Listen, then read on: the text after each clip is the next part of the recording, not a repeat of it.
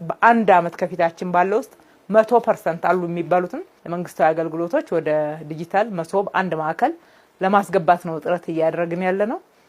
ያልተከፈተባቸው ክፍለ ከተሞች አሉ።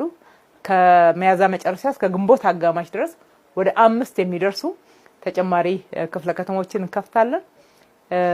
እስከዛ ድረስ ግን ዩኒፋይድ ስለሆነ እየሰጠነው ያለነው ሲስተም ዩኒፋይድ ማለት አንተ የትኛው ክፍለ ከተማ ነው የትኛው ወረዳ ነው በራስ ወረዳ ተገልገል በራስ ክፍለ ከተማ የሚባል የሌለው እንደ ከተማ ይሄ መሶብ ዲጂታል አንድ ማዕከል አገልግሎት በተለይ ይሄ ሞባይሉ በአውቶቡስ የምንንቀሳቀስበት በየትኛው ቦታ አገልግሎት እንደሚሰጥ ህዝባችን አውቆ እንዲገለገል ማለት ወዳለው በተጨማሪም በተከፈቱ ማዕከላት ከየትኛውም ክፍለ ከተማ ከየትኛውም ወረዳ መጥቶ መገልገል የሚቻልበት ዩኒፋይድ የሆነ በአንድ ሰርቨር ስር በአጠቃላይ ዳታዎቹ ተይዘው አገልግሎት የሚሰጥበት አግባብ ነው የተተገበረው ማለት ነው።